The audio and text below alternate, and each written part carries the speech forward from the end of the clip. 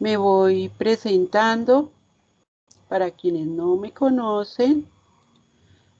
Mi nombre es Leonor Hernández, soy zootecnista con una maestría en desarrollo rural.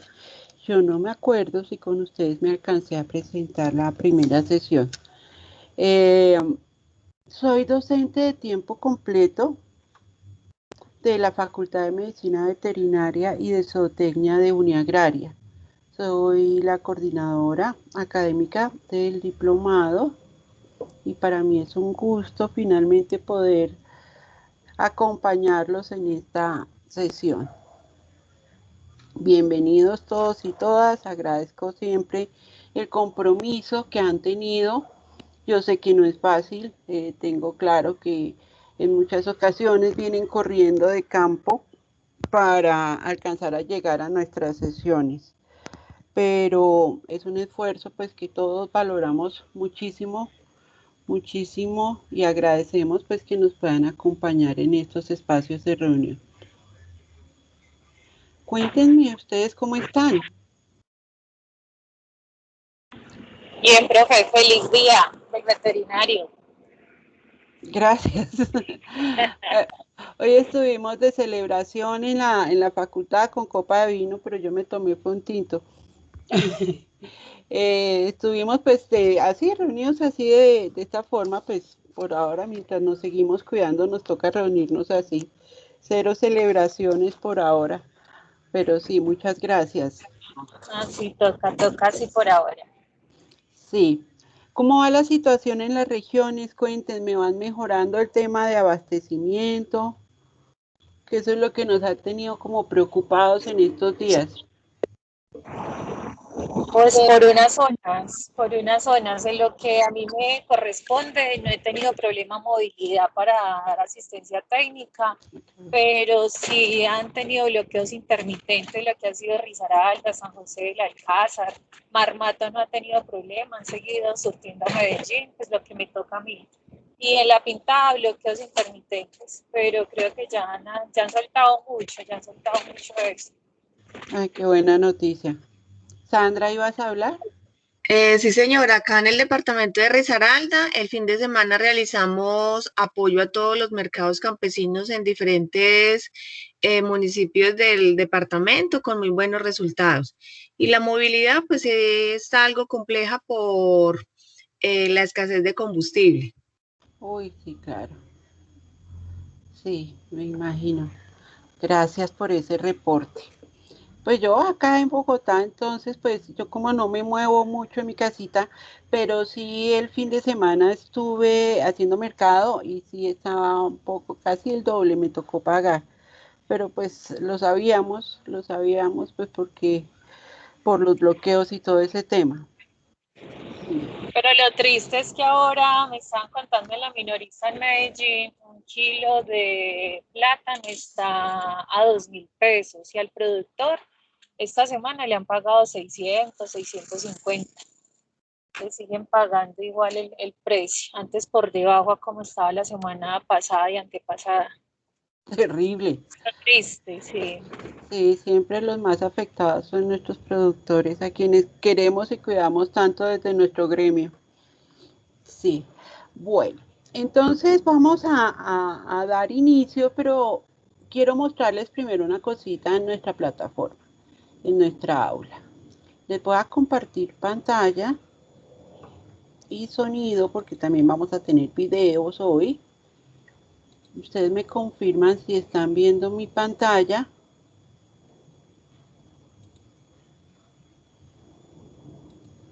¿Tienen mi pantalla en este momento?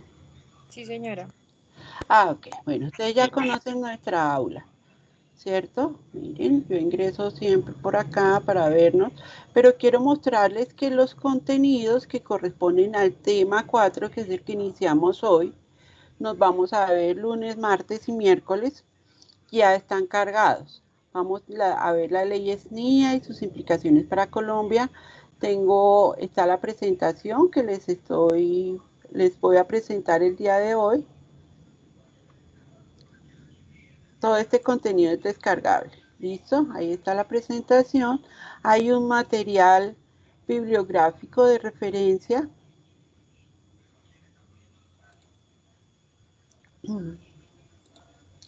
¿Qué más hay? A ver, tema 4. Los temas de mañana, de pasado mañana, unos documentos para consultar, pero estos documentos son muy pesados. Pero les dejamos los enlaces ahí para que ustedes los puedan descargar. Mañana los miramos bien porque esto lo vamos a ver mañana. Creo, miremos a ver. Miremoslo de una vez porque todo depende cómo nos vaya ahora. Hasta ahora no hemos tenido problemas de conectividad ni nada. Esperemos que todos nos podamos conectar y mantenernos conectados. Uno de los documentos es la misión para la transformación del campo colombiano, que yo les voy a contar de qué se trata. Ustedes cuando pican ahí, los manda a la página del Departamento Nacional de Planeación y pican acá y encuentran los 3 documentos resultados de este trabajo de la misión para la transformación del campo colombiano. Está demoradito. Bueno, la idea es que eso pasa, sino que está como demorada la red. Y el otro documento se llama Colombia Rural, Razones para la Esperanza, es el Informe Nacional de Desarrollo Humano del PNUD. Este sale en el año 2011 y también lo vamos a mencionar como uno de los antecedentes para la expedición de la normativa. Acá ustedes pican y descargan el PDF. Todo esto para que lo tengan guardado en su biblioteca personal. Acá no me abrió. Bueno, pero por lo general abre muy rápido. Quería mostrarles eso. ¿Listo? ¿Ustedes me están escuchando? Sí, señora. Ah, Sí, ok. señora. Sí, es que me preocupa que acá se cayó esto. Bueno, pues hoy no sabemos cómo nos va a funcionar el internet, pero desde que nos funcione la clase todo está muy bien. ¿Están viendo la presentación que yo tengo acá? Sí, señora. Correcto, sí. Sí, señora. Listo. Bueno, antes de empezar, les puedo hacer una pregunta y hacerles un comentario acerca del desarrollo de la clase. Nosotros vamos a ver básicamente 3 partes. El capítulo se llama Leyes NIA y sus implicaciones para Colombia. Es importante que sepamos cuáles son todos los antecedentes. Yo apago cámara porque a veces ocurren interferencias. Listo. Vale. Es importante que sepamos todos los antecedentes que llevó a la expedición de esta normativa. En segundo lugar, vamos a ver la clase de hoy, son antecedentes muy importantes. La clase de mañana vamos a revisar las leyes NIA en sí, su contenido y los factores claves que nos competen a nosotros como extensionistas. Y el miércoles vamos a revisar en qué vamos con la ley SNIA. Así es como vamos a trabajar nosotros. En este momento, yo lo único que estoy viendo es la presentación. Yo no los veo a ustedes, no veo chat y no veo manitas levantadas. Estoy solita hoy, pues por lo general cuando Juan Camilo y yo estamos en clase estamos solitos, los demás profesores sí están acompañados. Entonces yo no los veo. Siéntanse en libertad de interrumpirme en el momento que quieran, porque además quiero que lo hagan. Estas clases, sobre todo pues cuando estamos revisando antecedentes y normatividad, pues generan a veces algunas inquietudes y comentarios. Siéntanse libres de hacerlos, no tengo ningún tipo de problema, es más, eso es lo que estoy esperando, pues porque estamos construyendo conocimiento. Yo no me las sé todas y ustedes tienen además un insumo muy importante para nosotros, que es la experiencia del día a día de su quehacer profesional. Todos los días están ahí con los productores, con los habitantes rurales, todos los días están ustedes en territorio haciendo patria, haciendo una labor lindísima. Pues desde que empezó la pandemia no he vuelto a salir, entonces pues es muy valioso todas las experiencias son bienvenidas acá, entonces no hay ningún problema. Y antes de empezar, pues yo quiero que me cuenten, vuelvo aquí a mirarlos un ratico, yo quiero que me cuenten cómo les ha ido con los profesores, cómo se han sentido en el diplomado.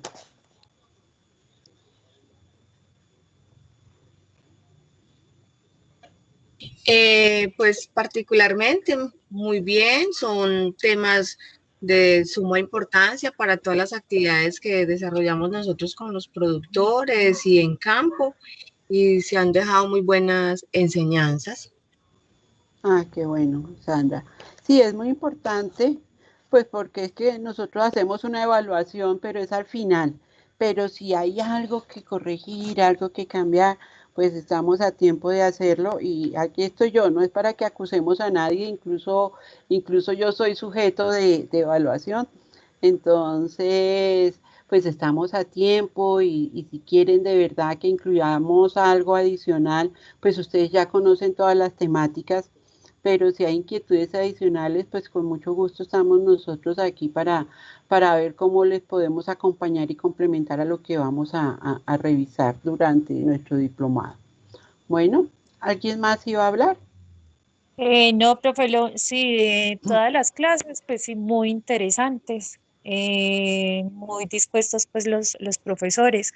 Lo único, ahí a veces pues a mí personalmente me ha cogido en finca a veces a las 6 de la tarde y la conexión es la que no ha dejado, mejor dicho. Claro, te entiendo, te Es por un entiendo. poquito, pero de resto no muy bien, profe, pero muchísimas gracias. Ah, bueno, sí, y nosotros pues dejamos para esos casos, pues porque entendemos muy bien la situación, dejamos grabadas todas las clases y procuramos más o menos antes de las 9 de la mañana del día siguiente, ya la tienen a disposición en el aula. Bueno, para que no se pierda ningún momento Y de en la clase. YouTube están quedando, ahí es donde las está viendo también, muy disponibles. Sí, abrimos ese canal que va abierto fue para ustedes. Después Sí, ustedes quedó pueden chévere. jugar, que pueden jugar ahí con todos los Sí, videos y esa todo. Pues. traza una de las clases más fácil, mientras uno está yendo a ver, ellas las descargan en un momentico, se van escuchándolas. Ah, bueno, bueno, me encanta que estén usando la herramienta porque los estábamos dejando grabados directamente en Teams y habíamos tenido muchas dificultades. En cambio, YouTube es muchísimo más fácil y todos lo tenemos en el celular, entonces no hay ningún problema. Bueno, Xiomara, muchísimas gracias. Entonces vamos a dar inicio. Vuelvo a la presentación, ¿la tienen?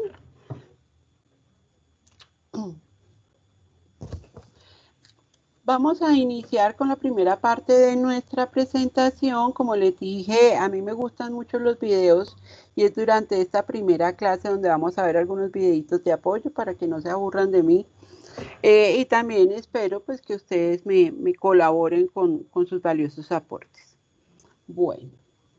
Entonces, a manera de introducción, podemos decir que desde el punto de vista de la política pública, más o menos en los últimos 50 años, la asistencia técnica agropecuaria que nosotros conocemos como la famosa ATA en Colombia, han estado, tanto la asistencia técnica como el tema de extensión rural han estado incluidos en las agendas gubernamentales y han sido promovidos mediante diferentes normas, políticas, programas, proyectos. Así es como se hace el desarrollo y la implementación de la política pública en el país.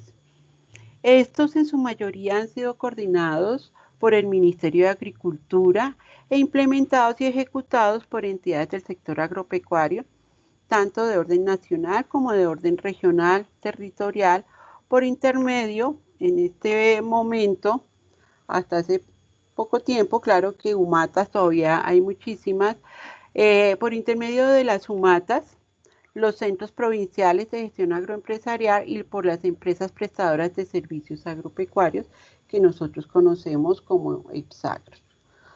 ¿Listo? Así es como se ha manejado la asistencia técnica y la extensión rural en algunos casos hace ya casi medio siglo. Estamos entrando en una nueva década, en una nueva era y nosotros pues somos protagonistas importantes porque nos corresponde darle viabilidad y darle vida a lo que es la nueva normativa. Lo que les voy a decir ahorita, yo creo que lo voy a repetir más o menos 3 o 4 veces a lo largo de nuestro capítulo 4, y es que yo soy consciente que la ley no es perfecta. Esta ley pues además sale en un periodo de emergencia, en un periodo de fast track, que permitía darle viabilidad a lo que se acordó en el primer punto de La Habana. Eso lo vamos a, el acuerdo firmado con la guerrilla de las FARC, y en eso vamos a profundizar un poquito ahorita, entonces por eso no les hablo más del tema, pero yo sé que hay muchos temas que quedaron tan en el aire, que ha tenido que salir una serie de reglamentaciones que han permitido ir perfeccionando lo que es la ley 1876. Entonces, igual todavía falta mucha normativa que nos ayude a viabilizar de una mejor forma este tema. Entonces, si tienen alguna crítica, algún comentario, no se preocupen. Acá hablamos con toda libertad, no tenemos ningún problema, y en el mayor respeto, pues todos podemos comentar, responderle al compañero. No tenemos ninguna dificultad en ese sentido.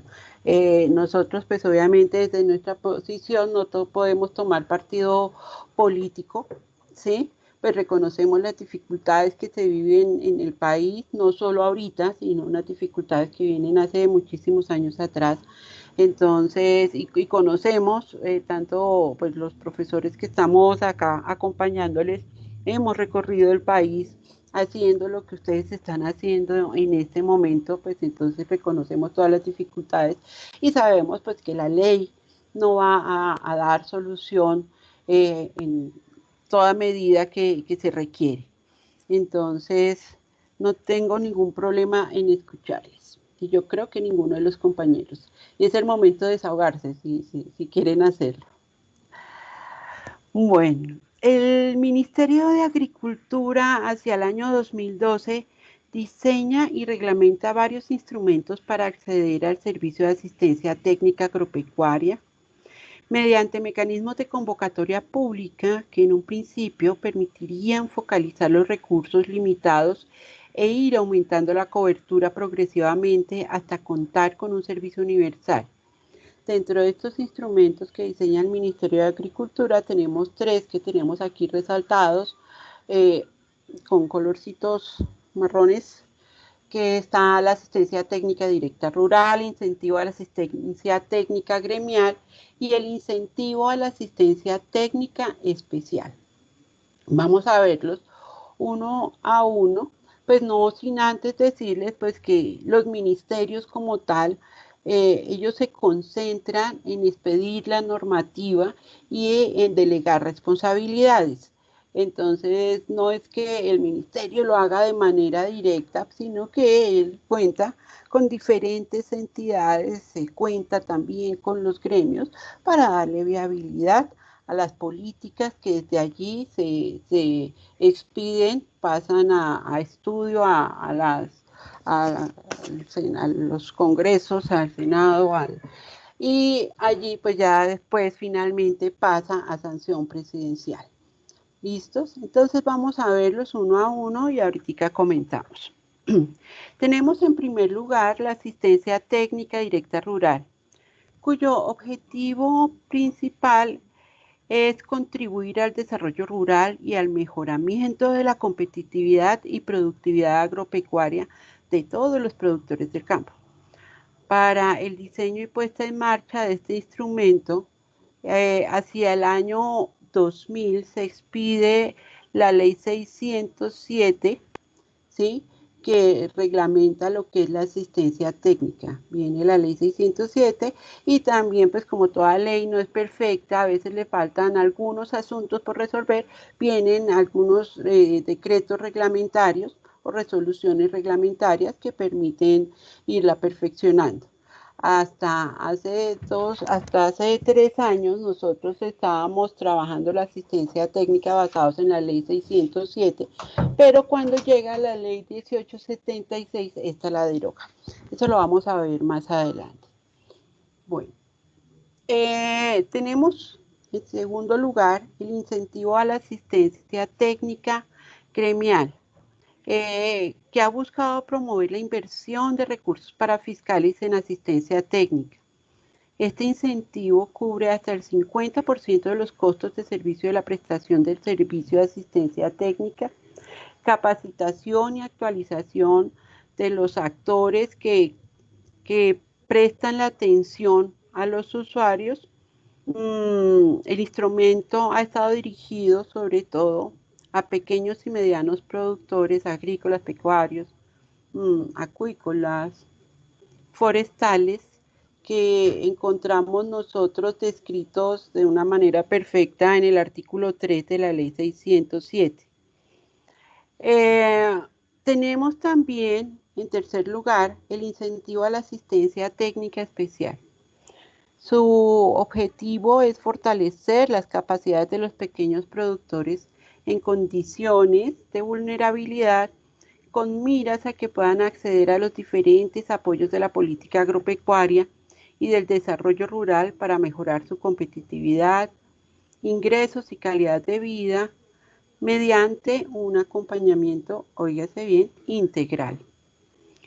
Este ha consistido en la prestación del servicio de asistencia técnica a pequeños productores agropecuarios, incluyendo pues a la mujer rural, que se encuentran como en las zonas que nosotros conocemos de consolidación territorial o de desarrollo rural, para contribuir a la inclusión de sectores que se encuentran en algún grado de vulnerabilidad. Entonces aquí me detengo yo y les doy la palabra a ustedes para que me cuenten algo de la historia de Asofrucol y dentro de estos instrumentos donde han visto su actuar. Entonces el micrófono en este momento es de ustedes, yo los escucho. Por eso dejo puesta la diapositiva para que la leamos bien y me vayan contando. Profe, muy buenas tardes. Le habla Silvio Ríos, de Caldas. Qué gusto, Silvio. ¿Cómo estás? Muy bien. Un saludo para todos los compañeros.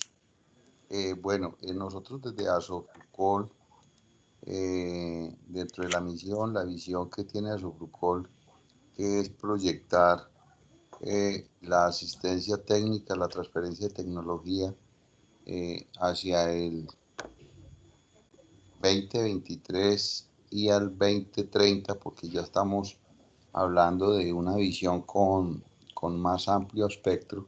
Lo que se ha venido haciendo es transferencia de tecnología y asistencia técnica a pequeños, medianos y algunos grandes. El trabajo ha estado enfocado a esas asociaciones que están legalmente conformadas o en proceso de conformación, y en su gran mayoría son asociaciones de pequeños productores. Por citar un caso, una asociación de productores de aguacate en el municipio de Manzanares, son alrededor de 60 socios y tienen menos de 3 hectáreas cada socio, y hay socios que tienen hasta 1 o menos de 1 hectárea. Entonces, digamos que la asistencia técnica rural continua, permanente, nosotros estamos durante un año, de ese año hacemos presencia 7 meses más directos, que es desde más o menos abril hasta noviembre. Sí. Y lapso de tiempo de finales de año es complejo porque se cruza, muchos de nuestros productores tienen café también, y se cruza con las cosechas de café, y por ende a final de año también es más complejo reunir la población, y al principio de año pues se está organizando toda la logística y la casuística para el trabajo que se va a hacer durante el año. Nosotros buscamos también fortalecer las capacidades de esos pequeños productores en condición de vulnerabilidad, que es la parte del incentivo a la asistencia técnica especial, ¿sí? Y pues como gremio estamos enfocados y estamos inmersos, lógicamente, por el personal, por el recurso. Recordemos que Asofrucol es quien maneja los recursos del Fondo Nacional Hortifrutícola, son limitados. Se está buscando la forma de aumentar el recaudo de esos recursos que son para fiscales, para retribuir el 50% a las regiones de donde se recauda el recurso. Y la forma de llegarle es con asistencia técnica, transferencia de tecnología, acompañamiento socioempresarial y apoyando algunos proyectos. En este momento apoyamos proyectos de alianzas productivas y otros proyectos en el marco del mismo ministerio a través del ICA, de Agrosavia, que son de importancia estratégica para el país. Por ejemplo, el caso del HLB, que es el tema hoy con los cítricos. Entonces hay un proyecto especial donde Asofrucol, a través del fondo, presenta un proyecto, sale un recurso para apoyar de una forma directa a los citricultores en contener, digamos, que esta situación que se vive con los cítricos llegue al centro del país, que es donde hay las mayores producciones. Pues para no alargarme y darle la oportunidad a los otros, digamos que en grandes rasgos es lo que hacemos y está enmarcado dentro, pues, de lo que tú nos acabas de exponer. Ok, te agradezco muchísimo. ¿Tú me puedes contar, o alguno de ustedes, cuántos asistentes técnicos tenemos ahorita en Asofrucol? Somos, buenas tardes, profesora, Hola. 205. Bastantes. Sí, y digamos que para complementar lo que le decía el ingeniero Silvio, dentro de estos instrumentos estamos en los 3, dado que como Asofrucol también es una ARCEA, ha participado en las convocatorias de incentivo a la asistencia técnica gremial, no solamente en la directa. Ok, perfecto. Muchísimas gracias. Y como yo también voy aquí aprendiendo con ustedes, ¿quién más?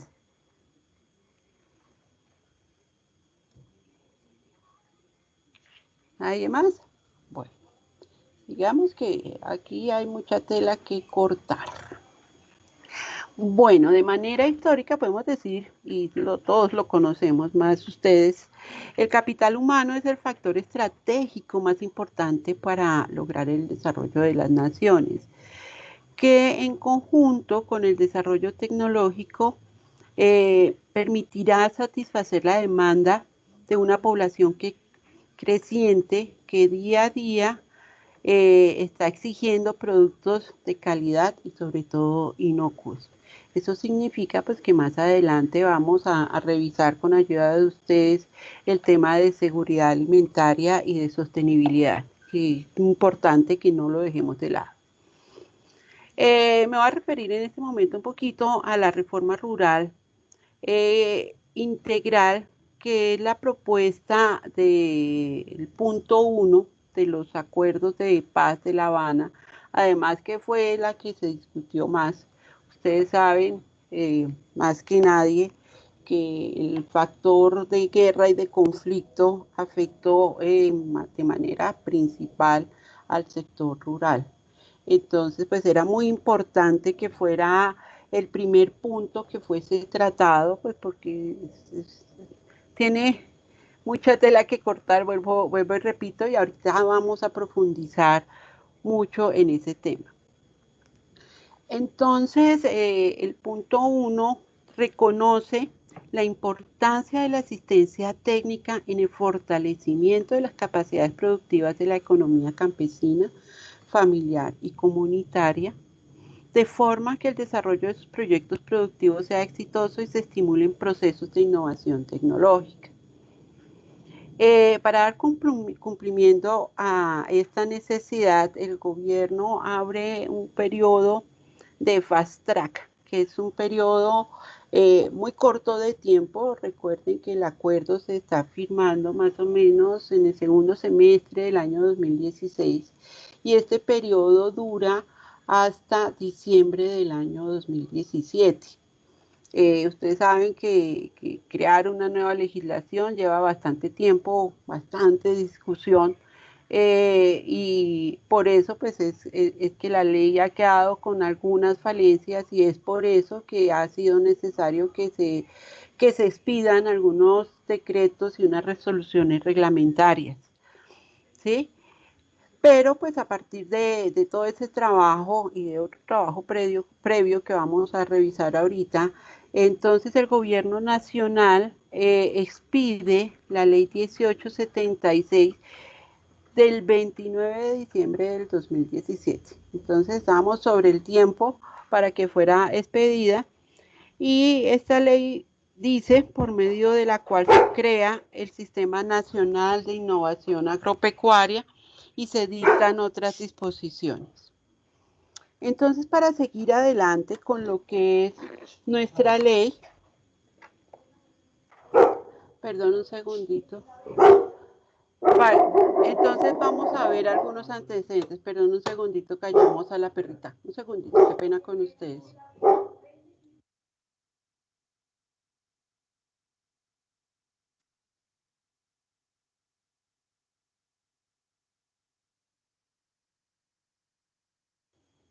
Listo, volví con ustedes. Es que llegó una vecina. Perdón. Entonces, dentro de esos antecedentes, tenemos en primer lugar el tercer Censo Nacional Agropecuario. De acuerdo con la información oficial que nos arroja a nosotros el DANE, el tercer Censo Nacional Agropecuario fue por su complejidad el mayor ejercicio estadístico a nivel nacional en la historia de este organismo, del DANE. Este ejercicio censal proporciona información estadística georreferenciada o de ubicación satelital y actualizada del sector agropecuario del país. Entonces, ¿están viendo mi pantalla? Voy a compartir con ustedes un video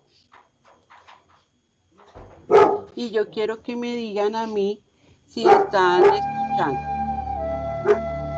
¿Están escuchando? Sí, señora. Bueno, este video es un video promocional que nos muestra pues básicamente cuál fue el trabajo que ha adelantado el DANE en todo el territorio nacional. Y ahorita lo vamos a comentar. Dura poquito.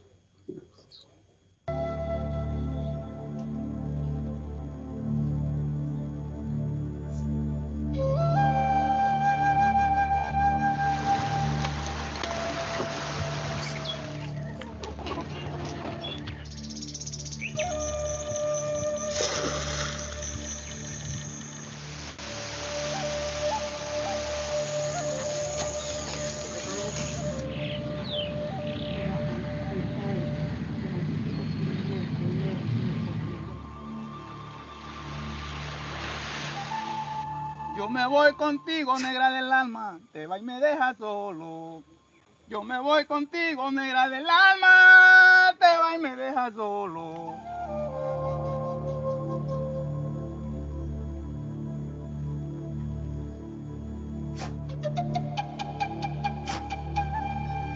Yo me dedico aquí a la labor en el campo. Yo soy campesino. Mi trabajo es agricultura. Se siembra aquí el maíz, la yuca y el ñame. Y a pesar de todo, la persona no vive solamente de eso. Hay veces que la persona tiene sus animales, tiene ganado, para de ahí solventar la situación de su casa. Aquí dependemos de una de las funciones de la parte productiva, que son los criaderos de sábalo. Los sacamos de 5 meses a 1 año y de esa forma obtenemos nuestro sustento de cada día. El código del área, ¿listo?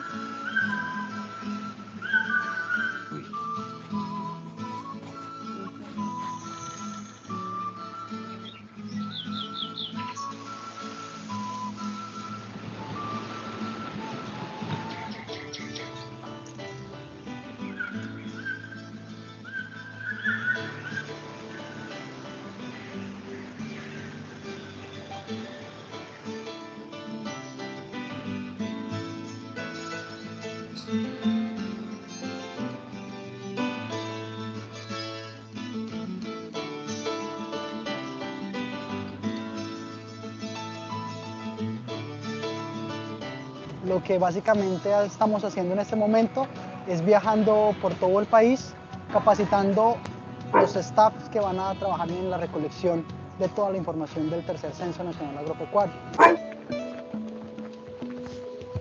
El monte es la vida. ¡Vamos, profe! Es importante cuando la comunidad se involucra en estos procesos, es clave. Y el éxito se debe cuando hay esta participación activa, cuando se concerta, cuando se da la información de primera mano, información que requiere la comunidad.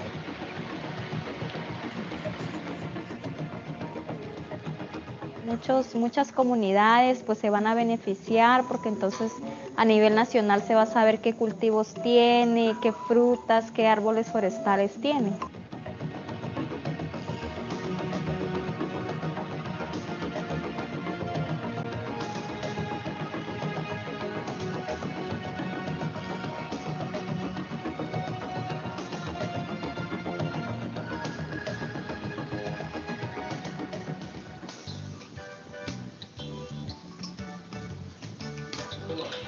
Bueno, a la agricultura y al criado de cerdo y mis gallinas, y vendemos todo el producto del patio, las naranjas.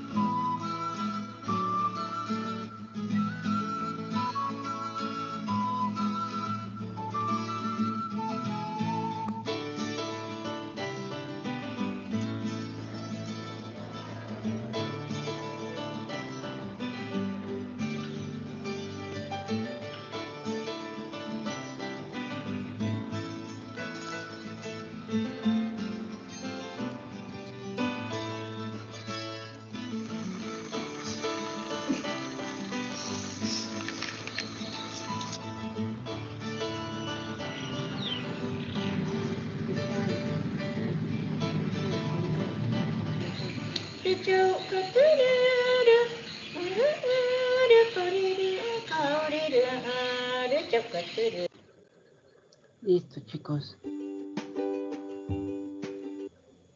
¿Qué les pareció? ¿Qué les pareció? Y además les pregunto, ¿quién fue testigo de primera mano de las actividades que se realizaron en marco del tercer Censo Nacional Agropecuario?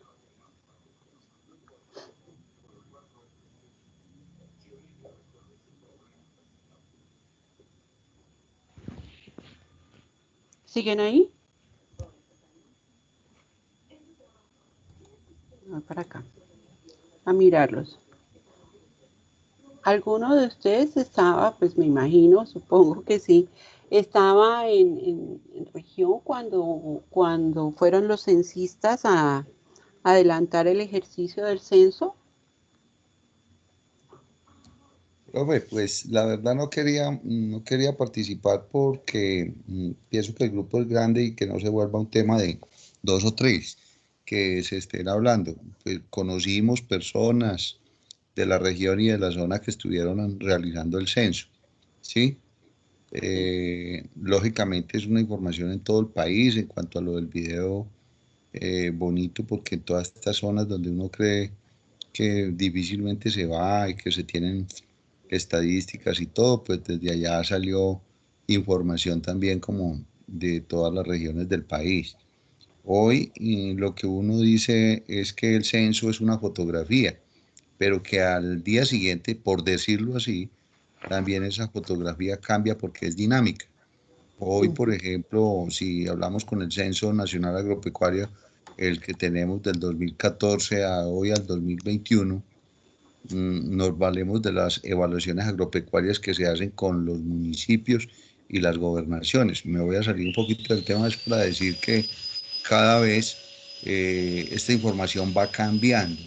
Y a nosotros en Asoglucol, y aquí que estamos con la doctora Yesenia y todo el equipo a nivel de Bogotá, nos han insistido mucho en la veracidad de la información, porque esa información, qué tan asertiva y qué tan real es donde uno empieza a valorar las cosas. Yo me encontré con algunos productores de los que atendemos y me decían, hombre, ya esos muchachos estaban tan cansados a la final que preguntaban desde la carretera, venga, ¿y usted conoce quién vive ahí abajo? Pues comentarios van y comentarios vienen, pero simplemente para decir que es una información que aterriza mucho el estado del sector agropecuario a nivel país, y eso es lo que nos debe interesar. Es un insumo muy importante. Gracias, Silvio. Y no, y en base a lo que estás diciendo, y parte de mi comentario final del tema del censo es eso. Yo pienso que es que no debían pasar más de 5 años entre un censo y otro. A partir de ese censo, pues los municipios y las gobernaciones han tomado la responsabilidad de mantener actualizada su información, porque pues es que ahorita vamos a mirar en otra diapositiva, pasaron más de 40 años entre un censo y otro. Y es increíble porque antes estábamos trabajando sobre una información muy desactualizada, muy desactualizada.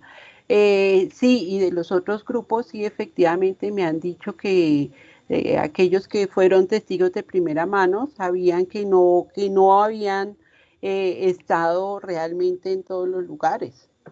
Y pues es que fueron apenas, pues miren la extensión de nuestro territorio y fueron apenas 13 meses de trabajo. Sí, con todas las dificultades, nosotros sabemos cuáles son las dificultades, sobre todo en nuestras vías terciarias, dificultades de orden público, que no les permitía acercarse muchísimo. Entonces, pues obviamente, vuelvo y les digo, estos ejercicios no son perfectos, pero pues algo se logró, por lo menos tomar una pequeña radiografía, y lo que más compete a nosotros que vamos a ver fue el tema de asistencia técnica, ¿sí?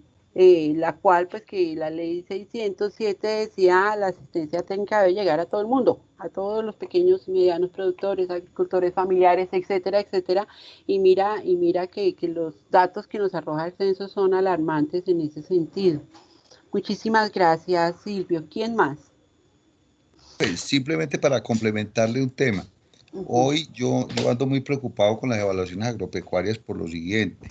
Debería estar en manos de los gremios para tratar nosotros de avanzar y de responsabilizarnos de cada uno de las líneas productivas y de los componentes.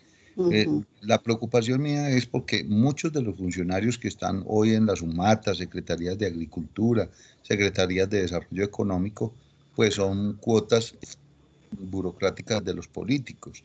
Y muchas veces encuentra uno sentado en una cafetería a una persona haciendo el enlace a nivel departamental. Y entonces, en medio de un café con leche, oiga, hombre, ¿y cuántas hectáreas tiene aquí de cítrico? Es que aquí aparece reportadas estas. Ni siquiera con un computador. Y no, ponle, pues 100 hectáreas hay aquí en este municipio de cítricos. Entonces, ese tipo de cosas dice uno, wow.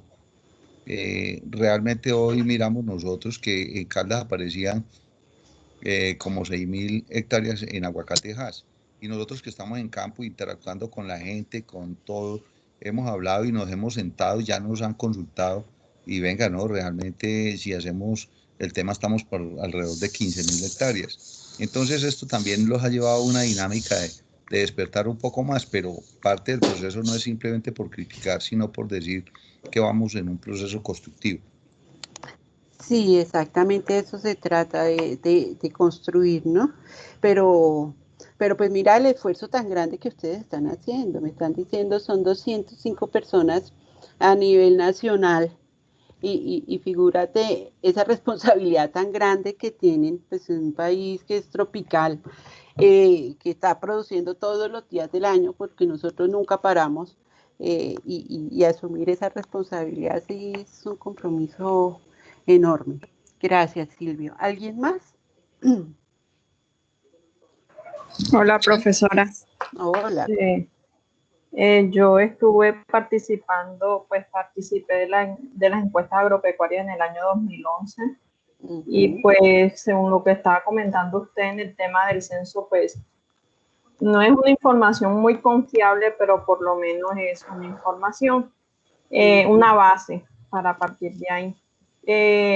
¿Por qué lo digo? Porque yo participé como encuestadora de la JEVA. Y habían partes donde no teníamos primero acceso de pronto por carreteras, no habían vías. Y lo otro era que en algunas zonas la policía no garantizaba la seguridad del encuestador. Entonces, ese caso me imagino que también se vivió durante el censo. Y otra cosa es que lo que decía don Silvio, si uno veía la oportunidad de pronto, porque habían terrenos que no habían casa, entonces si uno veía por encima lo que podía ver y ya, era como el criterio de cada encuestador la información que colocaba. Entonces, imagínate, ese era mi aporte. Gracias, Windy. Muchísimas gracias. ¿Alguien más? Yo quería ir a aportar, pues, de la importancia que es manejar la información en las regiones dentro de las administraciones locales, porque realmente, si bien como lo están planteando, ya hace muchos años también trabajé con ENA, con la Encuesta Nacional Agropecuaria, y realmente se manejan los mismos segmentos, se manejan los mismos mapas, la información casi que es la misma, o sea, realmente la labor se hace, pero no se hace de la manera más idónea, o en ese tiempo cuando yo trabajé, que estoy hablando más de 8 años, era lo mismo, ¿sí?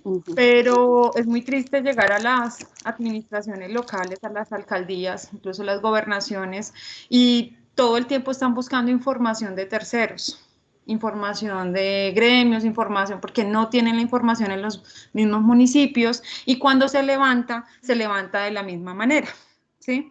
Entonces, pienso que es un tema que con una encuesta nacional no la vamos a solucionar precisamente por todos los inconvenientes que hay, pero si se trabajara desde las localidades, que es mucho más fácil manejar la información, desde las localidades podríamos tener información un poco más veraz, ¿sí? Muchísimas gracias, Sandra. Tienes toda la razón. ¿Alguien más? Bueno, entonces el objetivo principal del censo, primero, es entregar una información, entre comillas, veraz de la situación en ese momento actualizada del sector rural, ¿sí? Entonces, busca suministrar información estratégica georreferenciada, porque ustedes saben que toda esa información va directamente también a la base de datos del Instituto Geográfico Agustín Codazzi, porque también la base cartográfica del país estaba muy desactualizada. Si el DANE no tiene el personal suficiente y no tiene la logística suficiente para dar cubrimiento veraz y total, imagínense lo que es el Instituto Geográfico Agustín Codazzi, que en muchas ocasiones también tiene que acudir a terceros para mantener su información actualizada.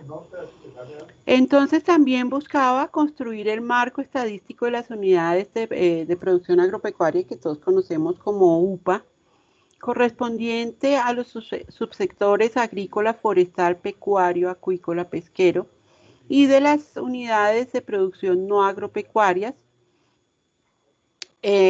porque se incluyeron esas actividades que no eran de tipo extractivo. También buscaba identificar al productor residente habitual y sus características sociodemográficas básicas. Y un punto importante, obtener información sobre la percepción de los hogares rurales residentes habituales en cuanto a pobreza. Eso sí es un tema, no sé, es un tema álgido, porque pues el tema de la medición de pobreza, si acudimos, por ejemplo, no sé si ustedes recuerdan, hace un año y medio, alguno de nuestros ministros dijo, no sé si fue como el tema de los huevos, de los huevos de 1800, pero dijo, soltó una información que a mí me parece que es muy a la ligera, o no sé cuáles fueron sus estudios previos para decir que una persona se consideraba pobre en Colombia cuando sus ingresos eran menores de 280 y algo mil, digamos 280.000 pesos al mes. Entonces, pues esa medición de la pobreza es como muy subjetiva, y pues cuando tú, pues las personas, por ejemplo, acá las dos compañeras que nos hablaron que fueron partícipes de algún ejercicio censal. Entonces no sé cómo se hace ese tipo de medición, porque pues si tú le preguntas directamente al habitante rural, en este momento yo no me refiero a campesinos, pues porque asumieron, no me refiero a productores, porque asumieron la totalidad de la población residente en el sector rural. Es decir, también estaban los neorurales, también estaba la población flotante. También estuvieron hablando pues con los agroindustriales. Entonces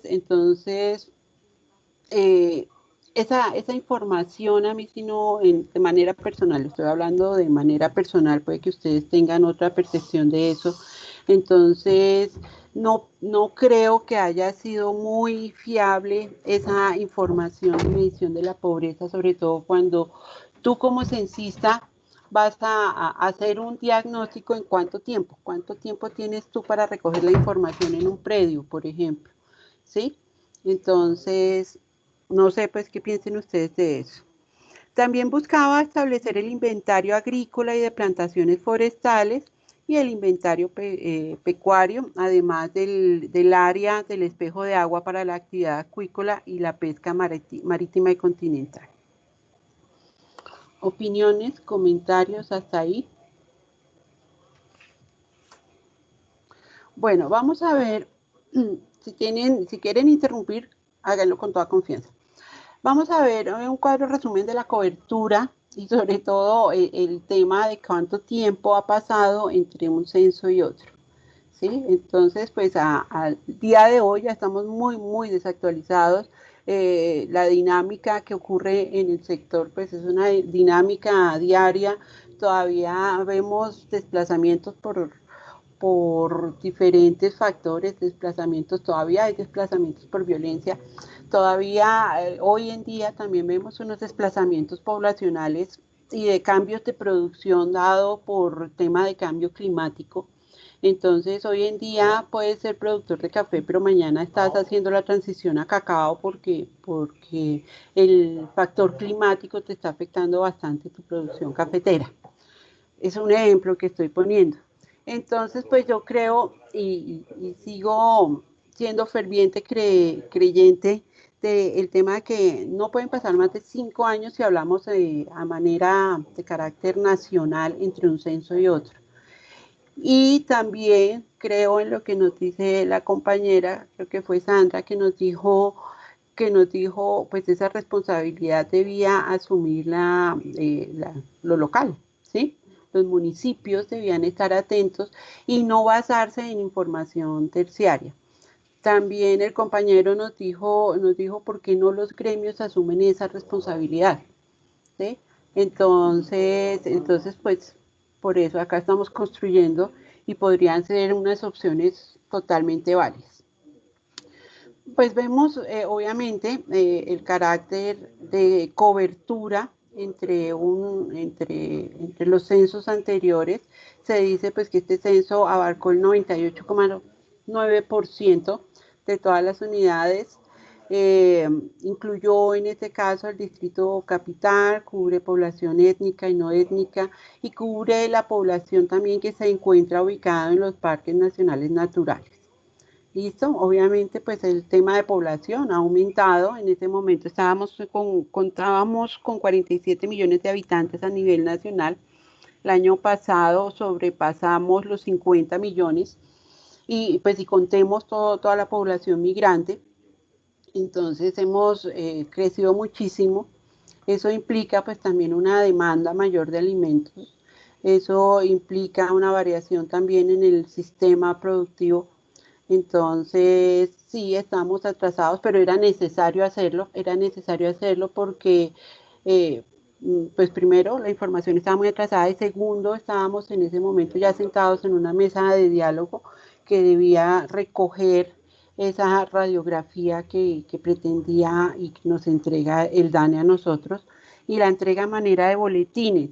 Recuerden pues que ellos no sacan un documento completo, sino que va lanzando boletines que fueron muy comentados por expertos y por la prensa nacional. ¿Comentarios? No. Bueno. Vemos dentro de los resultados del censo la parte que más nos compete a nosotros. Nos dice el censo que el 83,5% de los productores no recibió asistencia técnica. Pues cuando la ley 607 decía pues que debía haber una cobertura casi que completa en el tema de la prestación del servicio de asistencia técnica. Eso nos dice a nosotros que es el 16,5% de productores que no reciben el servicio de asistencia técnica. Si nos vamos a la realidad, vemos que parte de la asistencia técnica que sí se recibió, y yo sé que aquí van a haber comentarios y los estoy esperando, es la asistencia técnica, entre comillas, que nos prestan a nosotros las casas comerciales, ¿sí?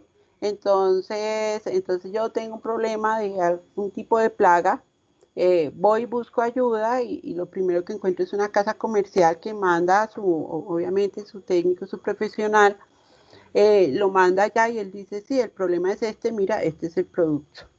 ¿Sí? Pero entonces no fue una asistencia técnica a la cual tienen derecho por ser productores. Entonces, si vamos un poquito más allá, ese porcentaje bajaría más o menos al 10%. ¿Sí?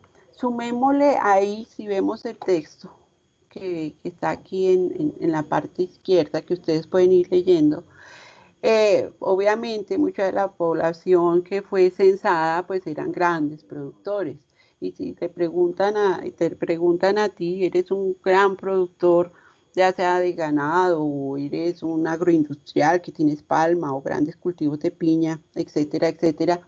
Entonces sí, claro, yo recibí asistencia técnica, pero pues ¿qué tipo de asistencia técnica recibió?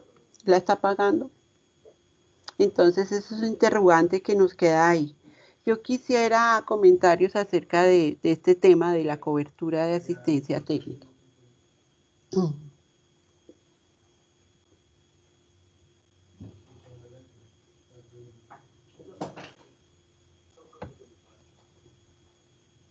Paso por acá y los vuelvo a mirar a ver quién va a hablar. No importa, Silvio, que sean los mismos.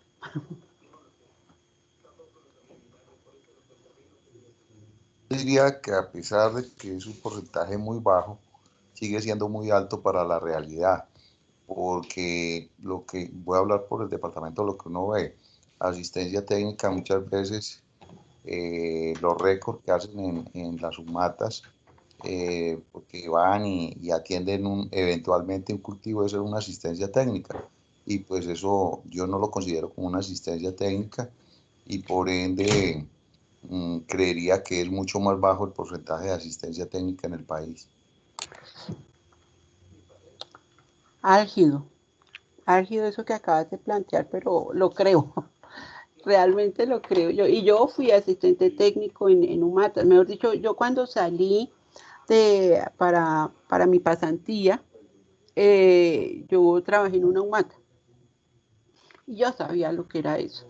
Sí, yo sabía, en ese momento ya se estaban retirando los recursos del DRI, que fueron los que conformaron en un momento las UMATAs, y los municipios estaban asumiendo esa responsabilidad. Entonces ya no dejaban recursos para movilizarse también las motos, entonces las que estaban motos nuevas, pero pues que ya no recibían pues mantenimiento, no había dinero para el combustible. Entonces nosotros los asistentes salíamos y atendíamos a aquellos que podían pagarnos la gasolina, por ejemplo. Increíble. ¿Más comentarios? Buenas noches, profesora, y a todos. Hola. Bien, gracias. Aparte de lo que dice el compañero, es que la asistencia también por las personas que, pues yo soy nueva en el sector agrícola, entonces lo que he visto es que no tienen la capacitación pertinente para atender de pronto las necesidades que tienen algunos productores, porque llegan y no saben cómo manejarlo, no saben cómo lo pueden ayudar. Entonces me parece que es muy importante esa parte, porque el personal que contratan, no sé si es por los periodos de política que están en los alcaldes y esto, porque la verdad no saben cómo hacer una asistencia técnica como lo hacemos nosotros en Asofrucol. Claro, Maritza, sí, tienes toda la razón. Tienes toda la razón, porque que una cosa es uno ser profesional y graduarse de profesional, pero otra cosa es atender un productor. Eso ya tiene un manejo totalmente diferente. Muchas gracias. Acá no veo el nombre, pero dice Asofrucol Cauca, que tiene la manito levantada. Sí, profe, con Andrea Lemos, coordinadora del departamento del Cauca. Qué gusto, Andrea. ¿Cómo estás?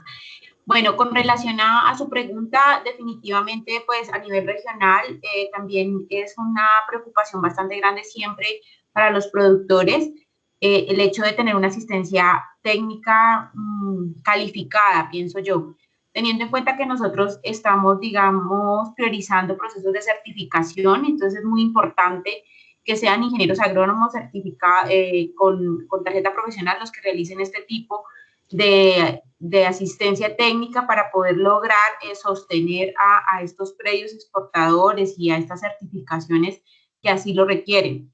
Entonces, definitivamente, por ejemplo, para el departamento del Cauca, los únicos que tenemos la posibilidad de ofrecer una asistencia técnica especializada es Asofrucol. Adicionalmente a eso, con recursos de diferentes índoles también se dan asistencias técnicas, pero lo que pasa es que los proyectos duran muy poco, están a un año, entonces no pueden dar una asistencia técnica, digamos, constante, sino que al contrario, es muy intermitente. Entonces, definitivamente sí es una preocupación muy grande el hecho de que seamos una institución para el subsector de frutas y hortalizas, los que estemos generando, digamos, ese desarrollo en asistencia técnica calificada y que realmente den los resultados que se necesitan para el subsector. Gracias, Andrea. Muchísimas gracias. Y hay zonas a las cuales no se llega, ¿no? Creo que tu departamento es, por eso creo que enfatizas tanto el tema de que en este momento los únicos son Asofrucol. Sí, totalmente. Para el departamento, bueno, además del contexto que tiene el Cauca, definitivamente es bastante complejo, digamos, tomar otros temas puntuales con relación a cómo llegamos nosotros a los territorios. Sí, señora, muchas gracias. Sandra, habías hecho el intento de levantar la mano. Sandra Medina. Sí, es que quería comentar acerca de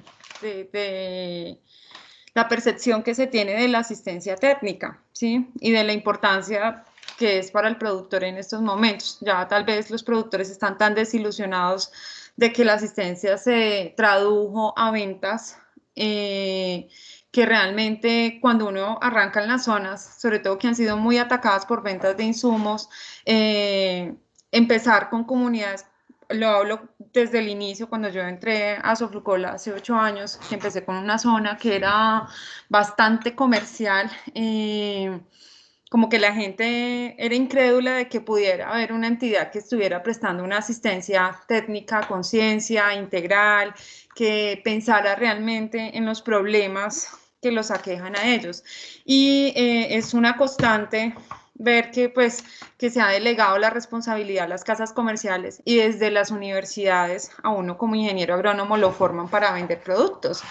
Ya uno está haciendo ensayos con X o Y casas comerciales. Yo me acuerdo que cuando yo vi extensión rural, los proyectos, era como una clase tan sin importancia y como que desde el pensum y desde, digamos, las diversas perspectivas que hay en las diferentes materias, era como del relleno y ahí como que asistía, y hoy en día uno se da cuenta que es la que más importancia debería tener en la formación de los muchachos que están saliendo a campo. Hay muchas personas de profesionales que ya no quieren salir sino a vender, ¿sí? Ay, qué pereza ser asistente técnico, ay, qué pereza, porque pues realmente eso no me genera rentabilidad, no es con lo que me formaron, y ahí también hay que hacer una evaluación desde nuestra parte profesional. Ahí sí, como lo hablábamos en las primeras clases con el ingeniero Ligorio. O sea, ¿quiénes somos nosotros?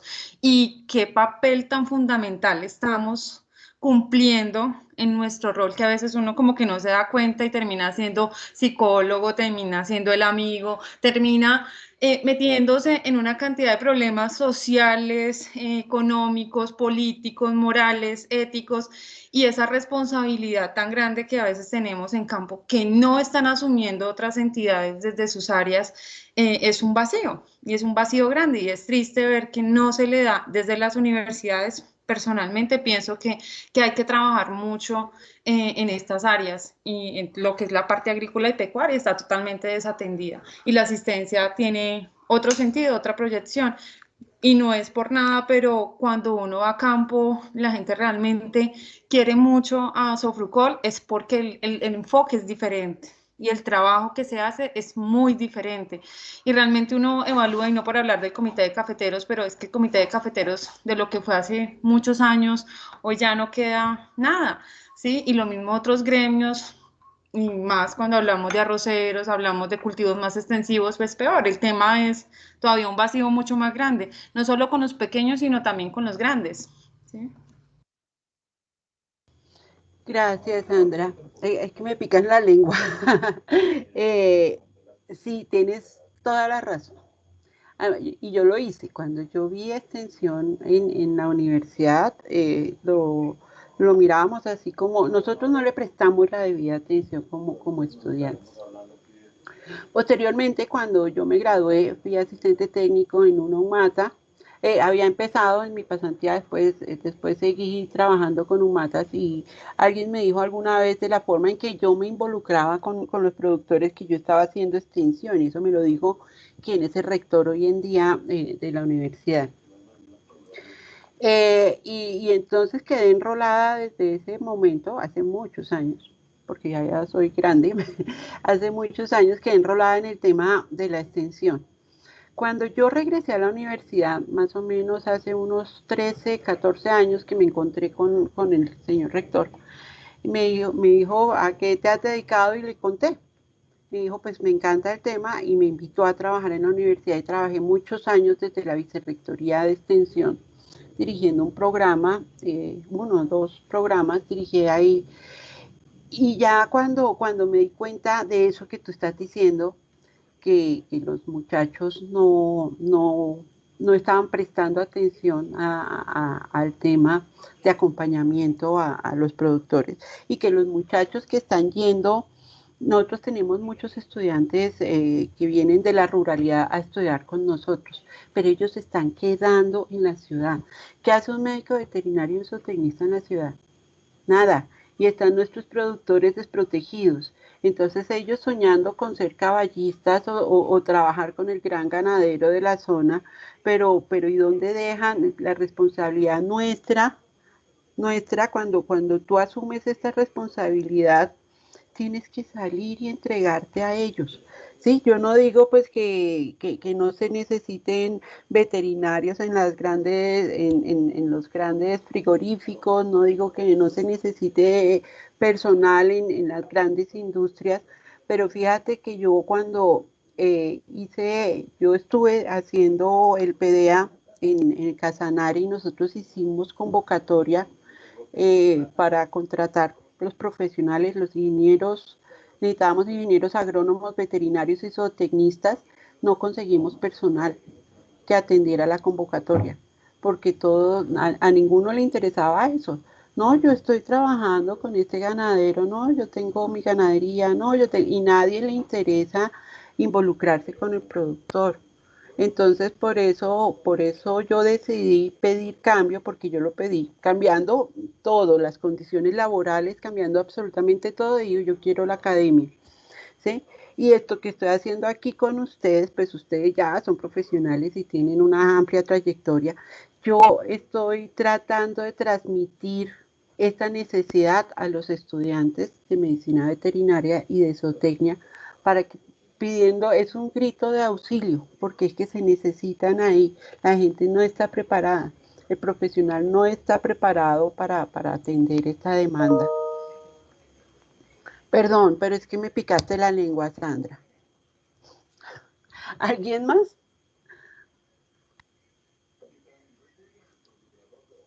¿Nadie más? Bueno, entonces les tengo unas preguntas. A ver. Para ustedes, ¿qué significa el resultado del tercer Censo Nacional Agropecuario relacionado con la asistencia técnica? Creo que eso ya lo hemos ido respondiendo. Este resultado, y en esta pregunta siempre hay diversas respuestas, este resultado del tercer Censo Nacional Agropecuario está relacionado con los altos niveles de pobreza del sector rural en Colombia. ¿Creen ustedes que la ley 1876 es la alternativa más acertada para lograr un mejor acompañamiento para el productor agropecuario?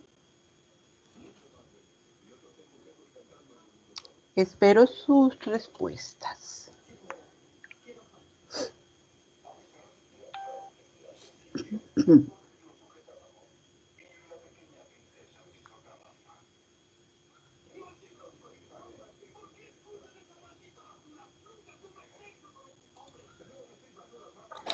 Profesora. Cuéntame, ¿quién habla? Bueno, Marixa otra vez. Hola.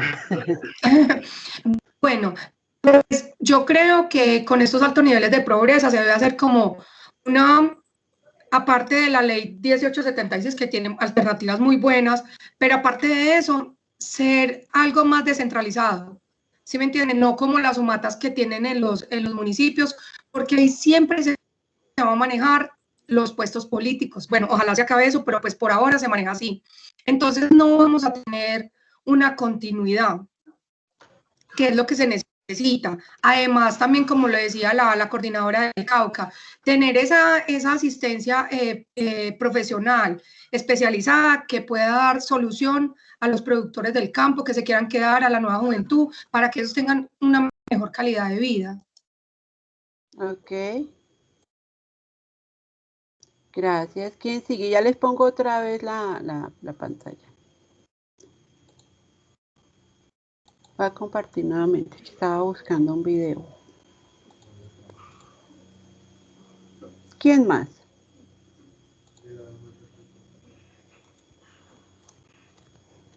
¿Ya tienen la pantalla nuevamente?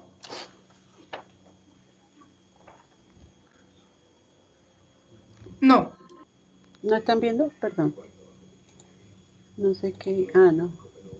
No la tienen. Sí, ya la tienen. Grupo 5. Ahí están viendo las preguntas.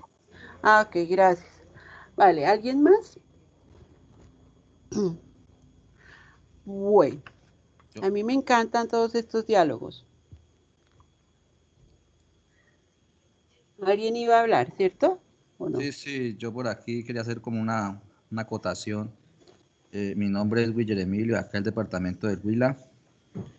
Referente al tercer censo nacional, pues es algo en su momento que fue muy espectacular, porque pues íbamos a conocer la realidad que está pasando el campo agropecuario, pero pues como le decía Silvio hacia atrás, ya hoy llevamos 7 años y las cosas pues, han debido haber cambiado mucho, ¿cierto? Ahí cuando dice la pregunta, pues que de pronto se miró la pobreza que sufre el campo colombiano, pues yo no llego de pronto a pensar que sea de pronto la pobreza del campo colombiano, porque pues nuestros productores son muy tenaces en producir y trabajan lomo a lomo, día a día, y sacan sus cosechas adelante, ya sea con crédito, a pulso, como sea. Ahí lo que de pronto a veces uno piensa que está fallando es como la dinámica del gobierno nacional en unas políticas que estén totalmente definidas hacia el sector agropecuario. Hoy en día, por ejemplo, lo estamos viviendo hoy en día con este paro que estamos pasando. Desabastecimiento de los centros poblados, de las grandes ciudades, y los productores están muchos botando la fruta, otros botando la leche, o sea, no tienen ese mecanismo. Entonces uno lo que llega a ver es que productos sí hay, el productor lo hace, ¿cierto? Entonces es como mejorar esas condiciones comerciales, los incentivos que tenga el productor para que sea más competitivo. Y a pesar de que a los gremios como Asogrucol, que hacemos parte de él, pues, estamos aportándole un granito de arena para que ese productor sea altamente competitivo, y lo estamos demostrando en las visitas, en las asistencias técnicas que se hacen, que hoy en día puede ser extensión rural, en las diferentes escuelas de campo que los tenemos a ellos, y más aún cuando se está haciendo los programas de implementación en Predio Exportador, Global GAD, Rainforest, Agricultura Orgánica, la misma BPA, le estamos dando como ese gusgulis a cada uno de los productores, pues para llegar a los mercados y que días sean mejores. Pero ese granito de arena que prestamos como Asogrucol, pues muy pequeño en este inmenso mar de esta economía agrícola que tiene Colombia, y lo decía por allá atrás una compañera, desde las partes locales, de las mismas administraciones municipales, las gobernaciones, pues se han desentendido de este tema, ¿cierto?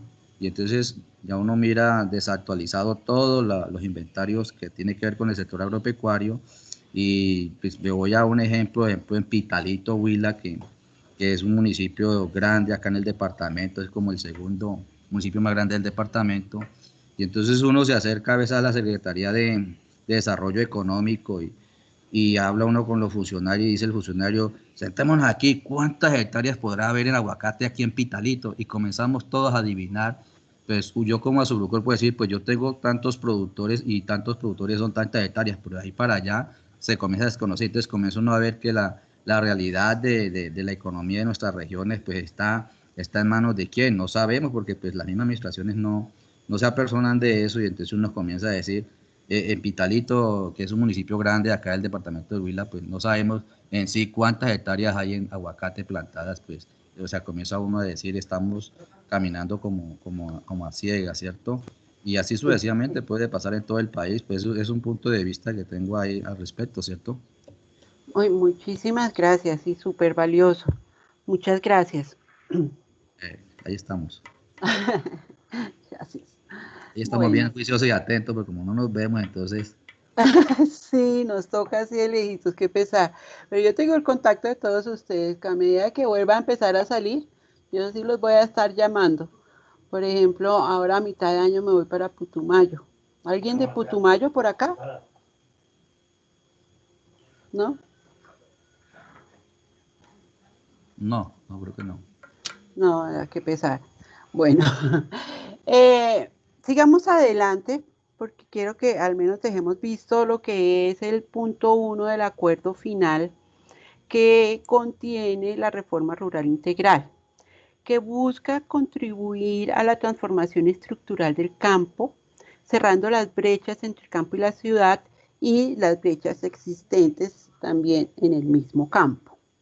¿Listo?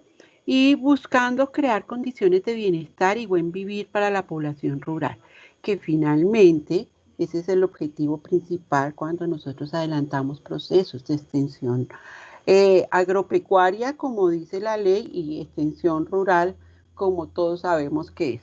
Después vamos a hablar de esa terminología.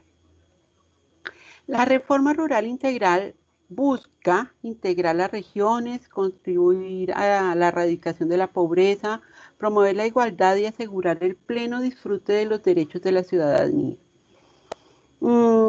Vamos a mirar un video. Yo sé que es un poquito largo, pero yo sé que no todos lo han visto. Y yo sé que este video vamos a tener muchos comentarios. Yo no sé si puse... Bueno, un segundito. Son 26 minutos y quiero que lo comentemos.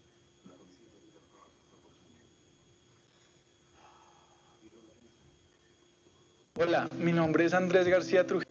¿Están escuchando? Andrés García. Sí. Bueno, Sí, señora. Yo voy a hacer un ejercicio porque a veces cuando se coloca el video es posible que se corte un poquito, entonces para quienes lo quieran ir viendo por su parte, ¿sí? Acá les pongo el enlace. Bueno, por si acaso, pero lo voy a poner acá. Es muy interesante, yo sé que a veces es una utopía, pero yo quiero que lo tomemos en cuenta porque de este punto 1 más de los resultados de lo que nos arroja el Censo Nacional Agropecuario, más los resultados de las recomendaciones que nos trae a nosotros la misión para la transformación del campo colombiano, esos 3 grandes insumos dieron como resultado la ley 1876. Entonces lo voy a poner en grande y lo dejo puesto acá. Yo estoy aquí sentadita viéndolo con ustedes. Trujillo, hago parte de la oficina del Alto Comisionado para la Paz e hice parte del punto 1, Desarrollo Agrario Integral en La Habana.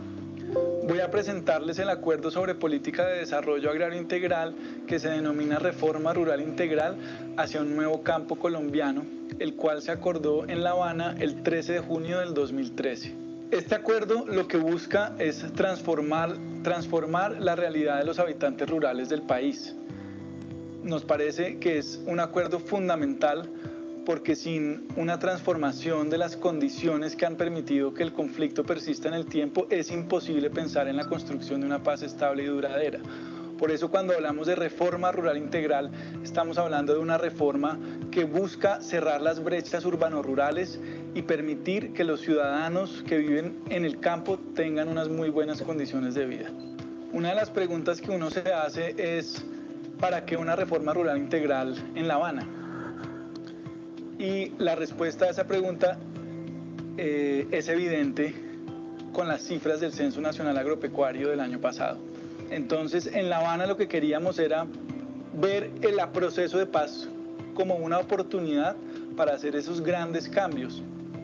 Ahora, lo interesante de la reforma rural integral es que le da mucho contenido a ese propósito grueso de mejorar la calidad de vida de los habitantes rurales.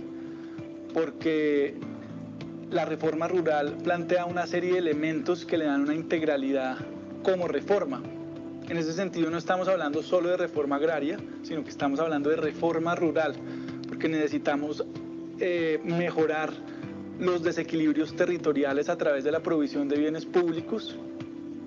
Necesitamos reactivar el campo brindando estímulos a la producción, a la economía campesina. Y en general necesitamos mejorar la presencia del Estado en territorios que han estado históricamente marginados, entre otras razones, por la misma existencia del conflicto.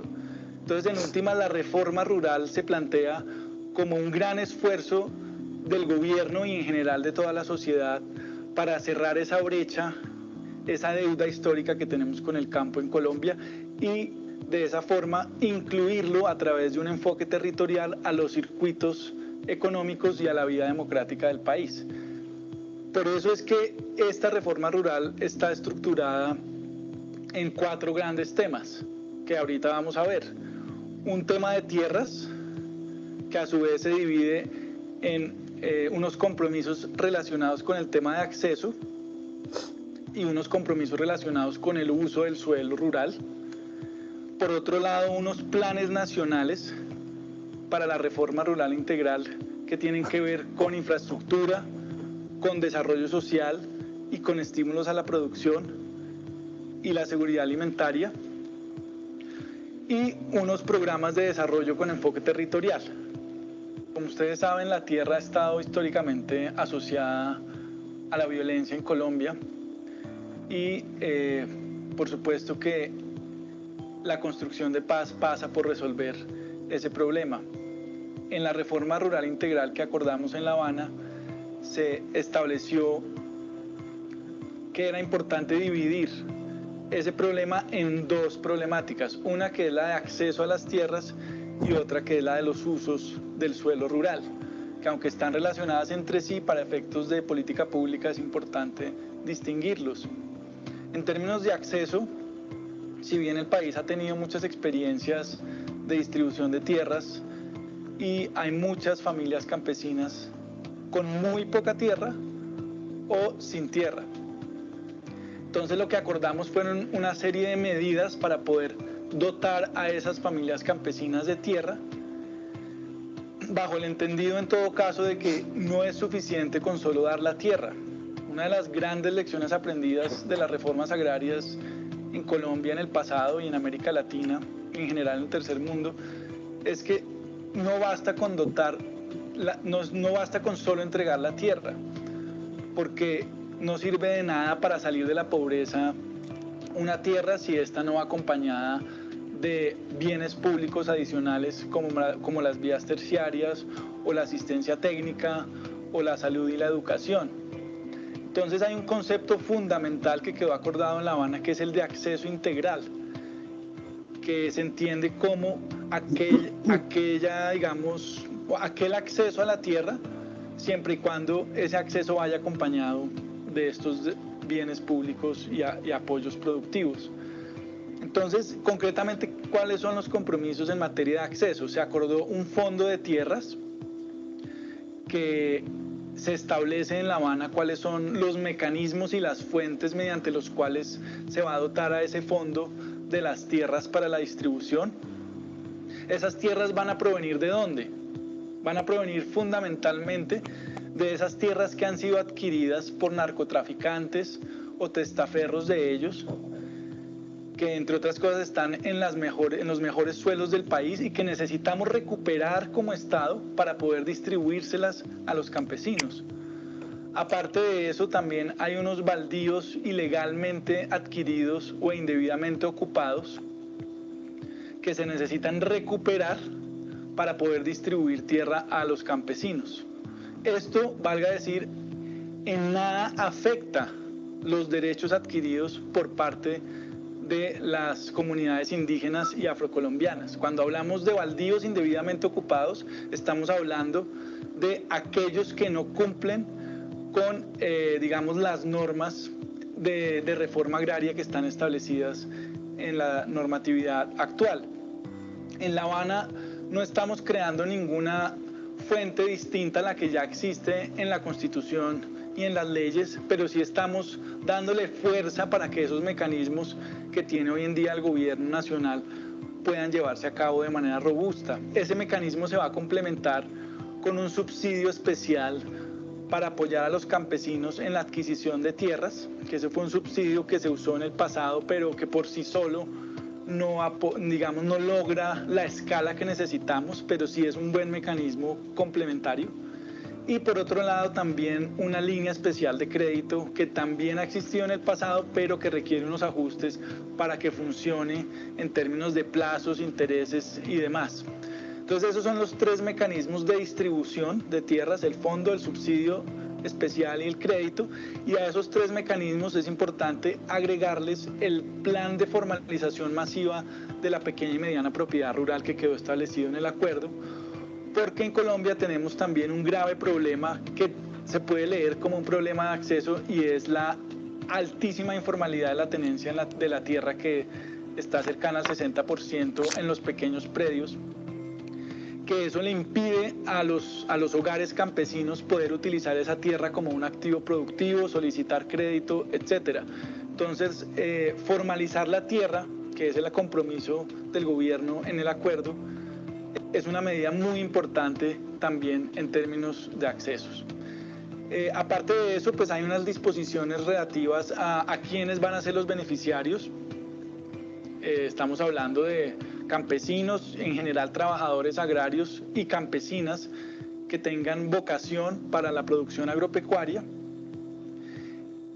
dándole prioridad a las mujeres, y también estamos incluyendo a las asociaciones. O sea, estos mecanismos son para los campesinos.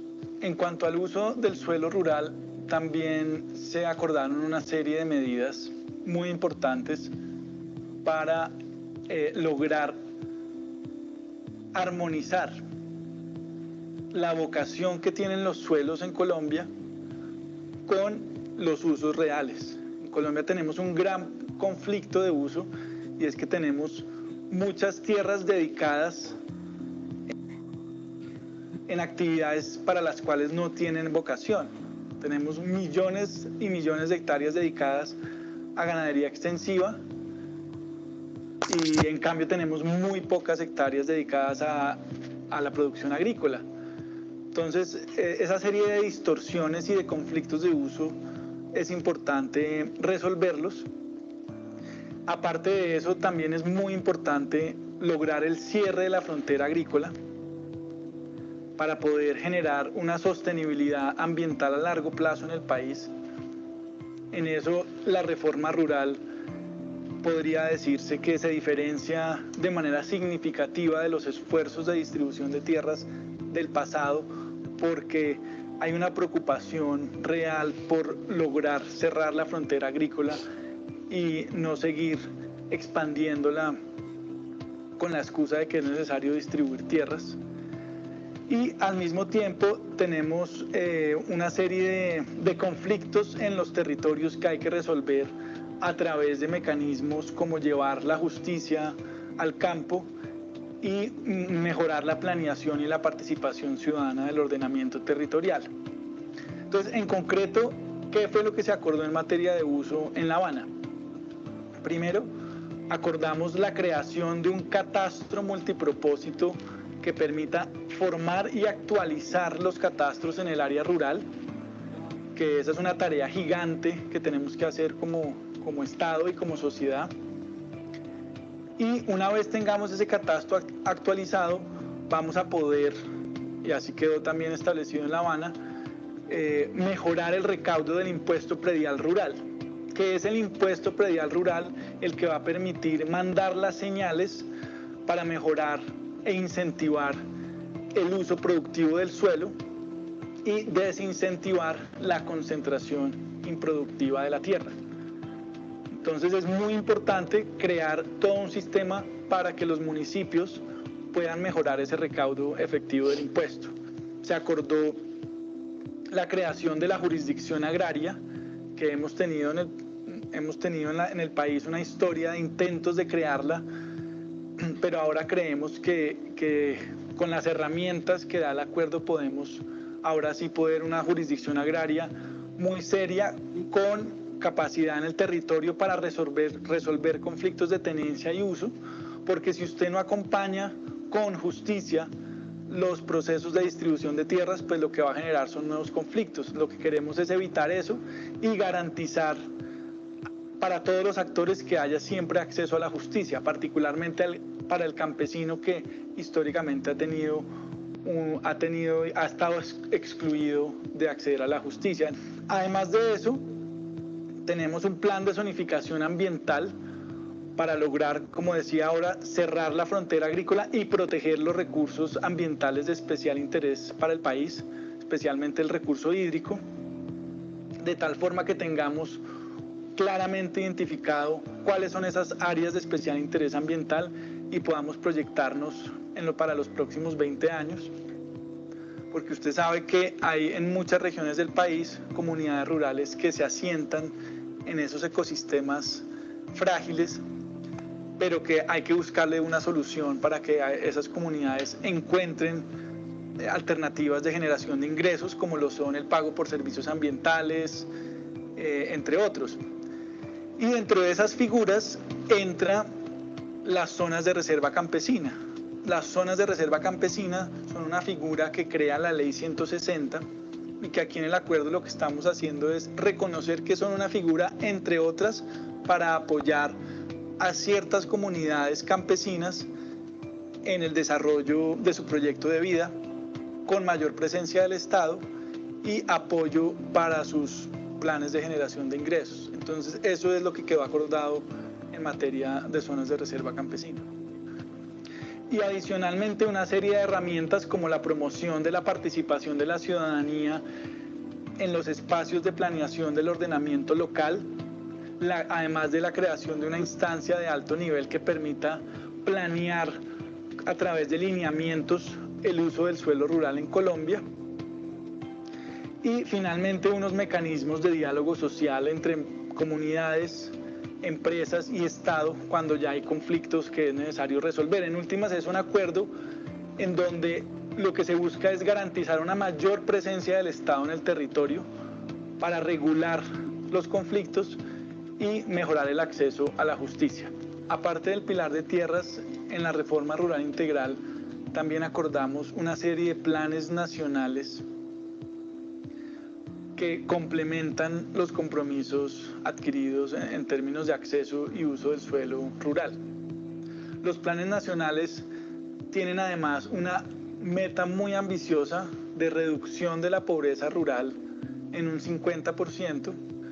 La clave es lograr que todo esto pueda ocurrir de manera simultánea e integral, porque si uno no tiene uno de los elementos, pues digamos que la intervención queda coja. ¿Qué fue lo que acordamos? Acordamos planes nacionales en materia de infraestructura, en materia de desarrollo social y en materia de estímulos a la producción para la economía campesina, familiar y comunitaria.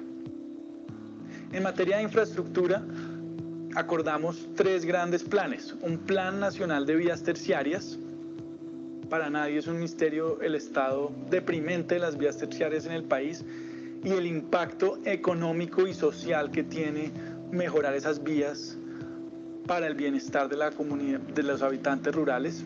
Entonces ahí acordamos una serie de medidas muy particulares para fortalecer ese apoyo a las vías terciarias, que debe ser además con la participación de las comunidades, tanto en la priorización como en la ejecución de las obras. En materia de infraestructura también acordamos un plan nacional de riego y drenaje a pequeña escala para recuperar y construir nuevos distritos de riego que sirvan para apoyar proyectos productivos de economía campesina, a sabiendas de que en el país tenemos digamos una subutilización de nuestros recursos hídricos para la producción agropecuaria.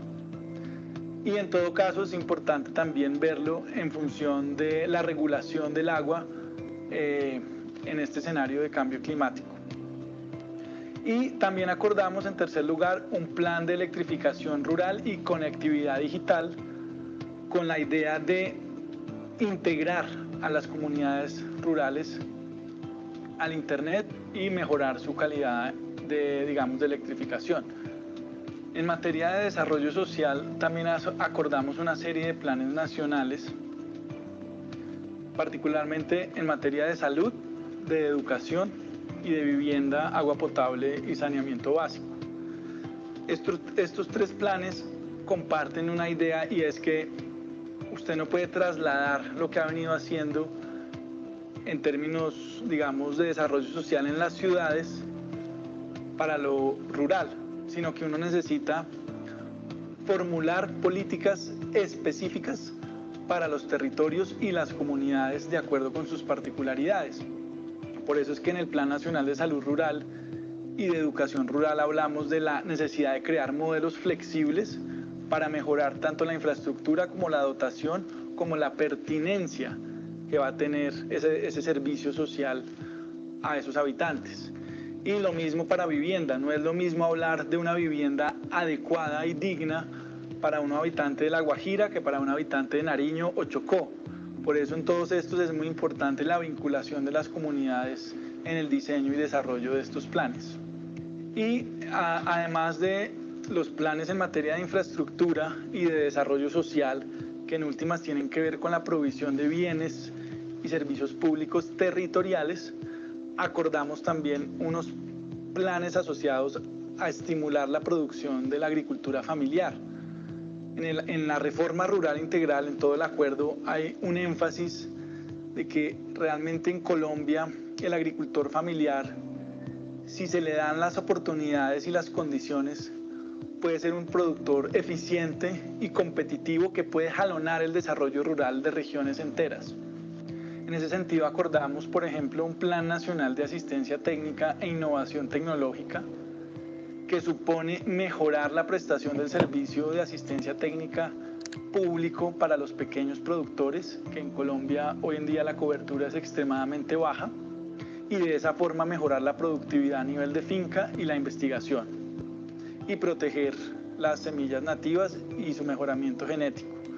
Aparte de eso, también acordamos un plan nacional de crédito, generación de ingresos y financiamiento, porque una de las barreras principales que tiene la economía campesina para ser productiva es la falta de acceso al crédito. Necesitamos mejorar y romper esas barreras y además generar caminos alternativos como los fondos rotatorios y las microfinanzas rurales. Además de eso, acordamos un plan para fomentar la economía solidaria que nos permita apoyar a las asociaciones de productores agropecuarios para que se organicen tanto para la distribución de los productos como para la prestación de servicios, no solo agropecuarios sino rurales en general. Y además de eso, acordamos un plan nacional para la comercialización agropecuaria de los pequeños agricultores, que es muy importante en Colombia para mejorar el abastecimiento interno a través de medidas como las compras públicas, la infraestructura de centros de acopio, entre otros. Y también acordamos un plan para la formalización laboral y la protección social rural que requiere una serie de medidas para ajustar el sistema de seguridad social a las particularidades del sector agropecuario y rural en Colombia. Esto con el fin de mejorar la cobertura tanto de riesgos laborales como de afiliación al sistema de pensiones, que hoy en día en el campo es extremadamente baja. Esto lo podemos hacer a través de figuras como las cooperativas de agricultores, que nos permiten pensar de manera novedosa esa afiliación a la protección social. El conjunto de estos apoyos productivos es lo que va a permitir que esas familias campesinas puedan generar unos excedentes agropecuarios y de esa forma salir de la pobreza y aportarle al desarrollo de sus regiones. Además, acordamos un sistema de seguridad alimentaria en Colombia que tiene el propósito de luchar contra el hambre en el país y la desnutrición crónica, pero además de fomentar la producción de alimentos a nivel local. Cuando uno revisa el acuerdo en este tema puede ver que hay elementos para mejorar la disponibilidad de alimentos, para mejorar el acceso y para mejorar el consumo de alimentos.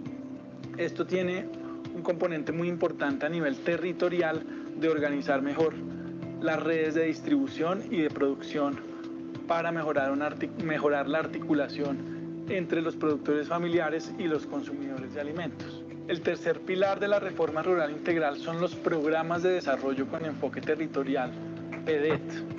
Los PEDET básicamente son una forma de intervención en el territorio que son los que van a permitir sincronizar las acciones del Estado de todos estos planes nacionales que hemos acordado en unos territorios que se van a priorizar. Porque si bien la reforma rural integral debe operar en todo el territorio nacional y debe ser de cobertura universal progresivamente, debemos arrancar en unas zonas que son las que históricamente han tenido mayor conflicto armado, mayor pobreza, mayor abandono institucional y mayor presencia de cultivos ilícitos y economías ilegales, porque es ahí donde tenemos las mayores brechas y por eso necesitamos arrancar ahí. Entonces, los programas de desarrollo con enfoque territorial básicamente son una forma de enfocar las acciones del Estado en esos territorios, partiendo además de un principio clave y es el de la participación de las comunidades. Realmente de lo que se trata no es de llevar el Estado a las regiones, sino de construir desde las regiones al Estado, empoderando a las comunidades en los procesos de decisión pública mediante asambleas deliberativas y otros mecanismos de participación ciudadana. Entonces de eso se tratan los PEDET y lo que buscan es materializar todos estos planes en los territorios con la participación de la gente. ¿Cómo se va a concretar esa participación de la ciudadanía?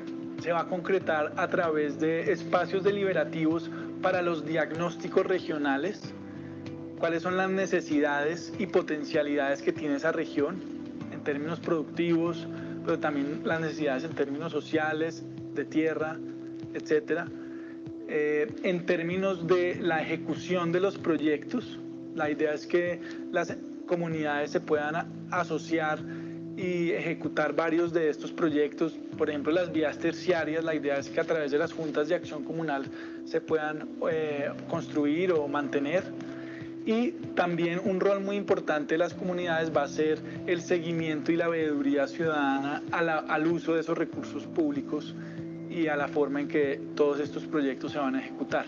Bueno, lo que hemos visto en términos de la envergadura y magnitud de lo que se busca hacer con la reforma rural integral es básicamente transformar los territorios rurales para, digamos, lograr el bienestar de esos 12 millones de colombianos que viven en las zonas rurales del país.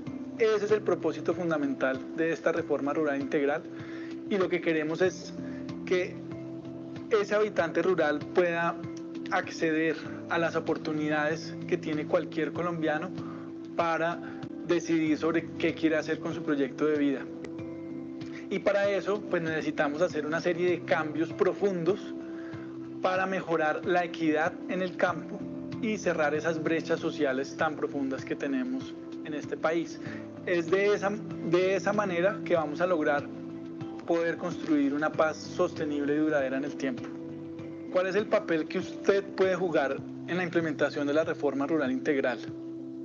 Esta reforma rural integral no es solo para el bienestar de los habitantes del campo, realmente es lo que nos va a permitir hacer un salto cualitativo en el desarrollo del país, tanto a nivel económico como en términos sociales. Por esto va a requerir la participación de todos los colombianos en lo que vamos a hacer, en las obras de infraestructura, que van a necesitar muchísima gente pensando y ayudando a los municipios y a las regiones en trabajar en esto. Esto va a requerir realmente la fuerza de trabajo de todo el país, y esta reforma rural puede convertirse en la excusa para que logremos tener un proyecto de país, un proyecto como nación, para lograr como sociedad una mayor equidad y realmente una paz duradera.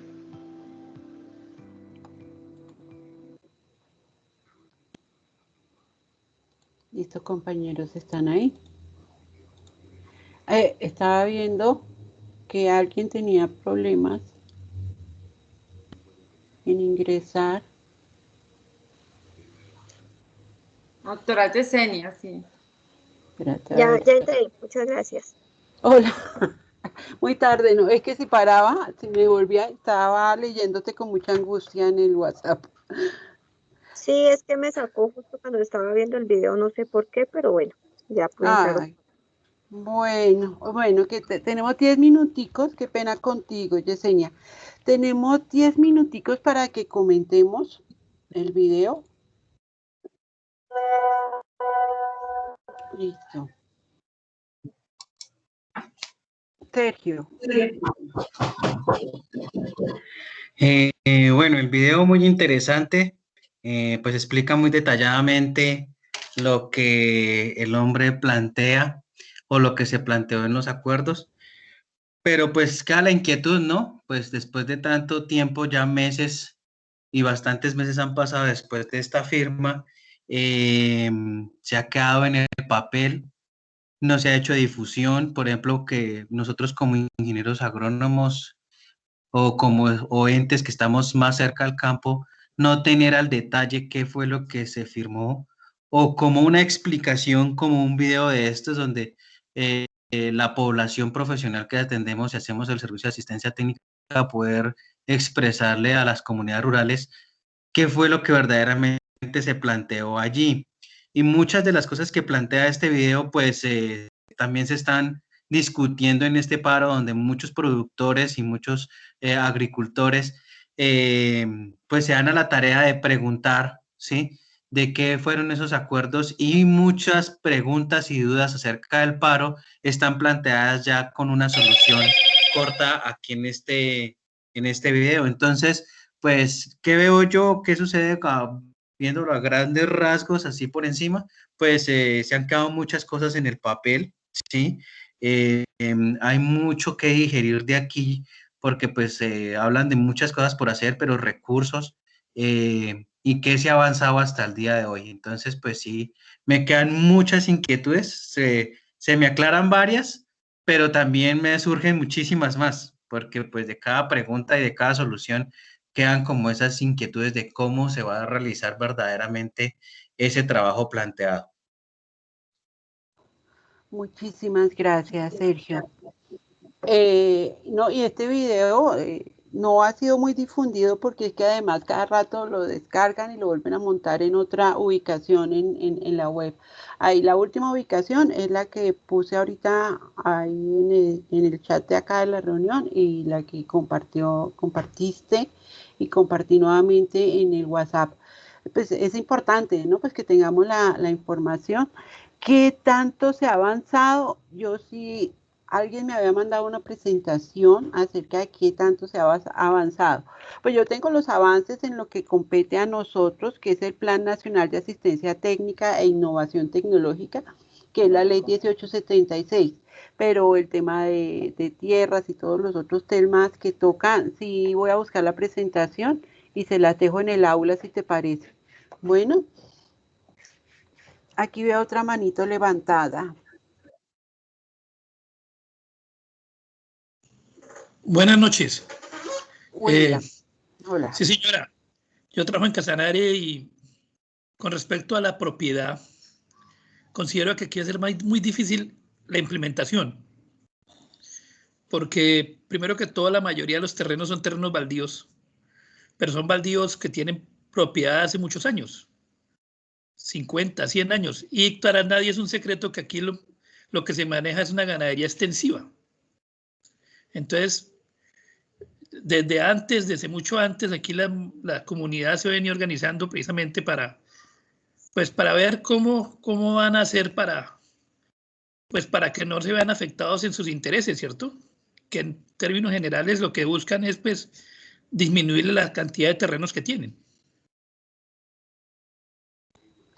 Sí, complicado, ¿no? Complicado porque es otra de las cifras de mostrar no solo del censo, sino pues de varios estudios que se han hecho en manos de quién está la tierra en Colombia, ¿no? En donde de todas las hectáreas disponibles para la producción agropecuaria, la mayoría están destinadas para ese tipo de producción de ganadería extensiva, para deforestación y para minería. Muchas gracias por tu comentario, William. ¿Quién más? ¿No? Bueno, voy a buscarte, Sergio, la presentación que te digo y ahorita la dejo colgadita. Bueno, ¿alguien más? Vale, muchas gracias. Vale, hay otra manito levantada. Sí, buenas noches. ¿Cómo es Cristancho del Meta? ¿Cómo estás? Bien, pues mirando el video, pues es algo que todo productor, campesino esperaría, pero realmente pues de eso yo creería que no se ha avanzado nada, porque yo creo que estamos hablando que una reforma agraria, yo la he escuchado desde la universidad que hablan de reforma agraria y este es el momento que no se ha presentado. Esto viene, y es como una especie de reforma agraria. Lo que dice William, el punto de la acreditación de la tierra, porque la mayoría de los terrenos que encuentran los campesinos no tienen la legalización, son terrenos ocupados, pero no tienen la legalización como tal. Y otra parte es que hay áreas que son de parque, reserva, que muchas personas viven en esos sistemas de parques que es complejo porque no se pueden legalizar como tal, no se pueden, se debe buscar una otra alternativa de pueblos cobijar, y de por sí son áreas que son más ganaderas, entonces más complejo se vuelve el sistema. Pues sería como usted lo dijo, es una utopía porque realmente no mira que no hay la parte política, el interés político, el interés del gobierno poder avanzar en ese sistema. Pues sería lo soñado de todo productor o todo campesino, pero no, realmente no se ve avances, o que yo haya visto, no se ven avances en esta parte. Gracias, Wilson. Tienes toda la razón. No, pues así como muy latentes, no se ven los avances. Y lo que acabas de mencionar, sí, eso se denomina voluntad política. Y eso lo ven ustedes todos los días desde lo local, ¿no? Cuando cambia entre un alcalde y otro alcalde, pues por lo general gana la oposición. Entonces, todo lo que se ha iniciado queda en ceros, hasta ahí llegó y vuelva otra vez a planear nuevamente. Y si se ve desde lo local, en lo nacional también se percibe. Muchas gracias. ¿Quién más?